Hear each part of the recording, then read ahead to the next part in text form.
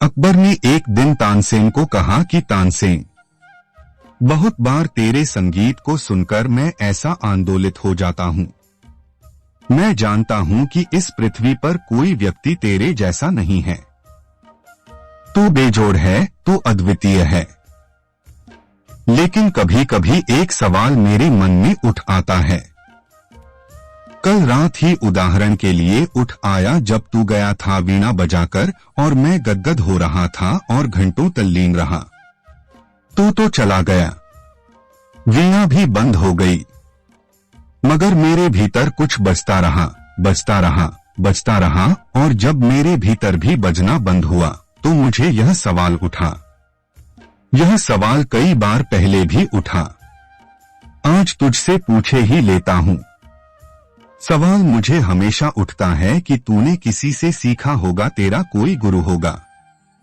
कौन जाने तेरा गुरु तुझसे भी अद्भुत हो। तूने कभी कहा नहीं, मैंने कभी पूछा नहीं। आज पूछता हूँ, छिपाना मत। तेरे गुरु जीवित हैं। अगर जीवित हों तो मुझे उनके दर्शन करने हैं। तेरे गुरु जीवित हैं। अगर जीवित हैं तो एक बार उन्हें दरबार ले आ। उनका संगीत सुनो, जिज्ञासा मेरी मिट जाए। तानसेन ने कहा, मेरे गुरु जीवित हैं। हरिदास उनका नाम है। वे एक फकीर हैं। वे यमुना के तट पर एक झोपड़े में रहते हैं। लेकिन जो आप मांग कर रहे हैं वह पूरी करवानी मेरे वश के बाहर है। उन्हें दरबार नहीं लाया जा सकता। हाँ, दरबार को ही वहां चलना हो तो बात, और वे यहां नहीं आएंगे। उनकी कुछ मांग न रही। मैं तो यहां आता हूं क्योंकि मेरी मांग है। मैं तो यहां आता हूं क्योंकि अभी धन में मेरा रस है। रही तुलना की बात तो मेरी आप उनसे तुलना न करें। कहां मैं कहां वे। मैं तो कहीं पासन में भी नहीं आता। मुझे तो मेरा नाम ही न रखें। अकबर और भी कुतूहल से भर गया। उसने कहा, तो कोई फिक्र नहीं, मैं चलूंगा, तू इंतजाम कर, आज ही चलेंगे। उसने कहा, और भी अड़चन है कि वे फरमाइश से नहीं गाएंगे। इसलिए नहीं कि आप आए तो वे गाएं।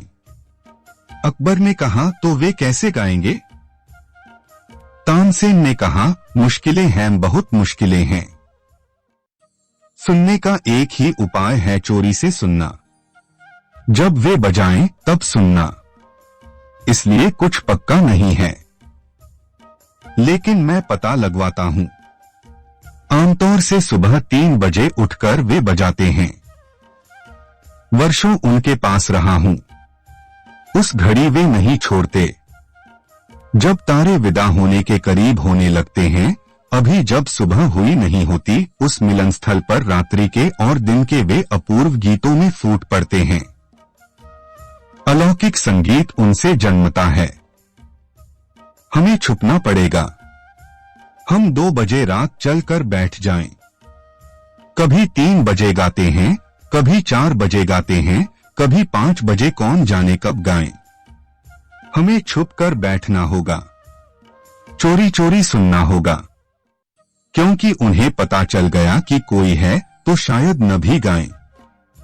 अकबर की तो जिज्ञासा ऐसी बढ़ गई थी कि उसने कहा कि चलेंगे, कोई फिक्र नहीं। रात जाकर दोनों छुप रहे। 3 बजे और हरिदास ने अपना इकतारा बजाया। अकबर के आंसू थामे न थमे। यूं आह्लादित हुआ जैसा जीवन में कभी न हुआ था। फिर जब दोनों लौटने लगे रथ पर वापस तो रास्ते भर चुप रहा।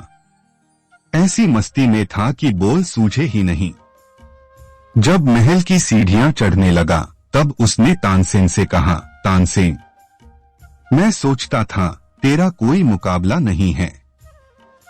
अब सोचता हूं कि तू कहां, तेरी कहां गिनती। तेरे गुरु का कोई मुकाबला नहीं है। तेरे गुरु गुडरी के लाल हैं। किसी को पता भी नहीं, आधी रात बजा लेते हैं, कौन सुनेगा। किसी को पता भी नहीं चलेगा और यह अद्भुत गीत यूं ही बजता रहेगा और लीन हो जाएगा। तेरे गुरु के इस अलौकिक सौंदर्य, इस अलौकिक संगीत का क्या रहस्य है, क्या राज है? तू वर्षों उनके पास रहा, मुझे बोल।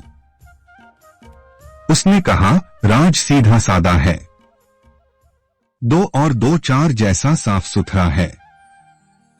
मैं बजाता हूं इसलिए ताकि मुझे कुछ मिले, और वे बजाते हैं इसलिए क्योंकि उन्हें कुछ मिल गया है। वह जो मिल गया है वहां से उनका संगीत बहता है। मांग नहीं है, वहां अनुभव, आनंद। पहले आनंद है, फिर उस आनंद से बहता हुआ संगीत है। मेरा संगीत तो भिखारी का संगीत है। यूं तो वीणा बजाता हूं, लेकिन आंखें तो उलझी रहती हैं, क्या मिलेगा? हृदय तो पूछता रहता है, आज क्या पुरस्कार मिलेगा? आज सम्राट क्या देंगे?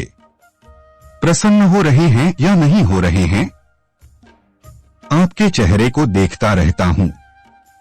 पूरा पूरा नहीं होता वीणा में, इसलिए आप ठीक ही कहते हैं, मेरी उनसे क्या तुलना? वे होते हैं तो पूरे होते हैं। इस बात को ख्याल में रखना। जिस दिन तुम आनंद का अनुभव कर लोगे, उस आनंद से अगर भक्ति उठी, अर्चना उठी, वंदना उठी, तो उसका सौंदर्य और वह इस पृथ्वी पर है, पर इस पृथ्वी की नहीं। वह आकाश से उतरा हुआ फूल है। और जिस दिन तुम आनंद को अनुभव कर लोगे, उस दिन जो बोलोगे हरि कथा ही होगी। ओशो ने अपनी किताब जो बोलें तो हरि कथा में यह कहानी कही है।